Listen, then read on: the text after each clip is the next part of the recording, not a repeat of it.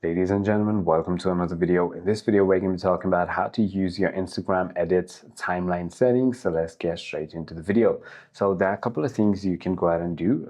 Simply go ahead and open your edits application on your Instagram. And I'm going to go ahead and add or open this little project that I have, I guess, right?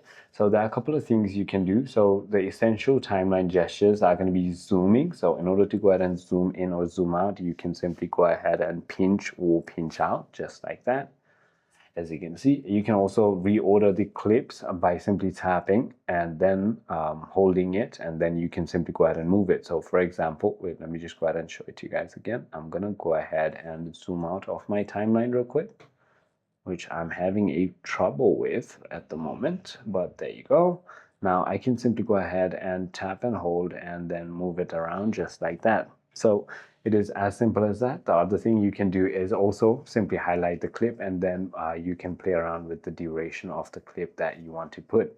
So it is as simple as that. I hope this video clarifies everything for you. If you have further more queries, feel free to comment down below, and I'll see you on the next one.